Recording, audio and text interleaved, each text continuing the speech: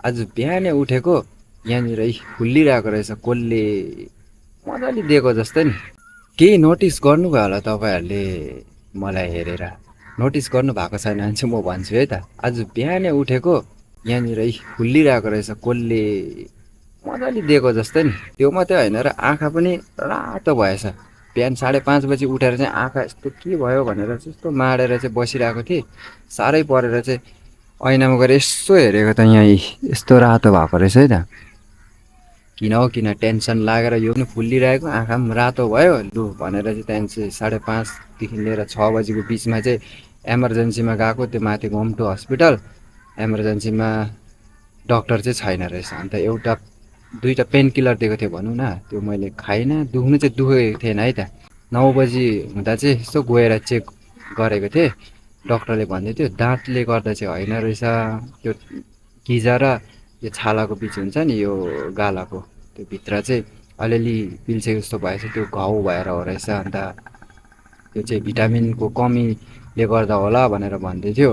त्यो भिटामिनको दबाई दिन्छु, अन्त त्यो एक दुई दिन खाएर चेक गरिहेर्नु कस्तो हुन्छ भनेर भन्दै थियो। अन्त आँखाको चाहिँ गएर चेक गरिहेरेको के भन्दै थियो भन्दाखेरि चाहिँ सायद सुत्दाखेरि यो किरा फट्याङ्ग्रा हुन्छ नि, त्यो लागेर के भएको हुनसक्छ भनेर भन्दै थियो। अन्त कोही बेला त्यसै पनि धुलोहरूले यताउता उयो गर्दाखेरि चाहिँ आँखा चाहिँ एकदम सेन्सिटिभ हुन्छ नि त, त्यही भएर के लागेर चाहिँ त्यस्तो भएको हुन्छ, डराउनु चाहिँ नडराउनु भनेर भन्दै थियो। अन्त दुईवटा प्रकारको आई ड्रप दिनुभएको छ, एउटा रेडनेस कमी गर्ने र एउटा अलिअलि चिलाउनेलाई चाहिँ अथवा पार्ने।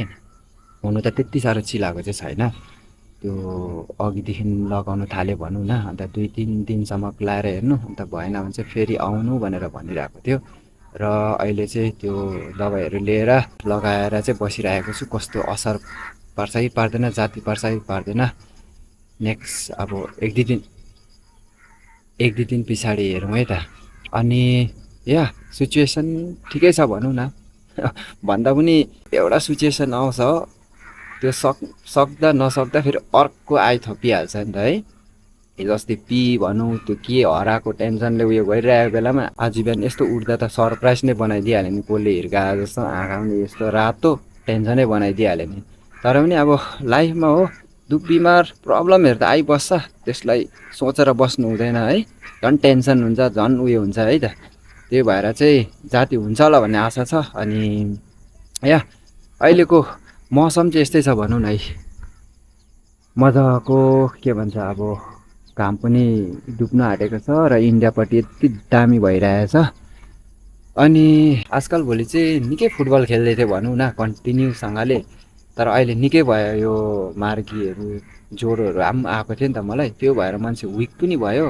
अब चाहिँ यसो सोच्दैछु गेम्सहरू पनि त्यति नखेल्नु पऱ्यो, अब अलिकति हेल्थलाई इम्प्रुभ गरेर चाहिँ त्यहाँबाट चाहिँ खेल्यो भने पनि कोही कोही बेला खेल्नु पऱ्यो भनेर सोचिरहेको छु। अनि तपाईँहरू पनि राम्रोसँगले बस्नुहोस्, टेक केयर गर्नुहोस्, आफ्नो हेल्थलाई ख्याल राख्नुहोस् भन्दै अनि थ्याङ्क यू सो मच भन्न चाहन्छु।